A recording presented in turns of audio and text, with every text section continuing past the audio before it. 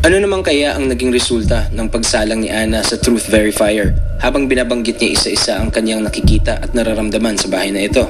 So far, yung nakita naman natin dito is truthful naman si Miss Ana. More or less, kinakabahan lang siya ng konti. Tsaka syempre, affected yan ng movements niya. Pero kung makikita natin, based sa GSR niya, sa skin moisture, wala naman na pumapalo na sign ng deception or sabihin natin nagsisinungaling yung tao.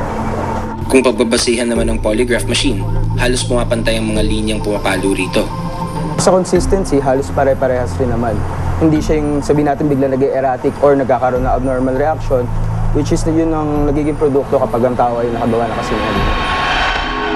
Kapansin-pansin din nagtugma ang mga binanggit ni Ana sa mga nakita at naramdaman ng paranormal investigator na si Ira Cruz habang nililibot nito ang kabahayan. Ang una nakita ko is babaeng nakaba nito, nakagaon. Batang lalaki na mag-aaral din yung kasuotan. So they're not ordinary people, isa silang may kaya. Samantalang ang may-ari naman ng bahay, may kaparehas ding kwento tungkol sa kababalaghang nararamdaman mismo nila.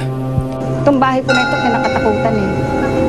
Dahil tuwing pupunta sila rito, may nakikita sila. Mga babaeng white lady, minsan pulang-pulang babae daw, minsan nakaitim. Pag sila natutulog, paggising nila, nasa ulunan nila.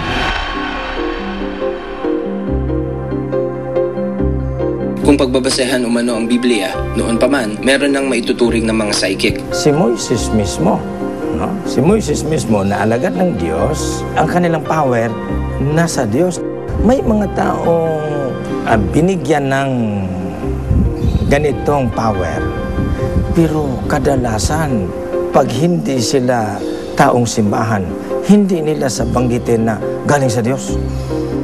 Pero yung mga alagad ng Diyos, tuwing maranasan nila itong power, laging lang bagitin na ito'y galing sa Diyos. So, laging purihin ninyo ang Diyos dahil kayo ay nabibiyayaan nito.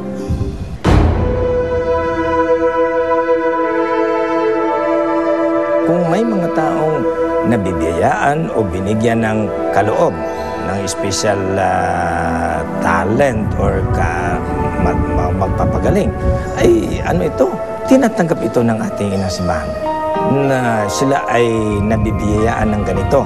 Ang purpose na binigyan ay isang tao ng special ng power para siya ay maging instrumento ng Diyos upang ang nabigyan ng special na power, siya rin ay makatulong sa iba upang ang iba rin ay maalaala nila ang Diyos sa kanilang buhay.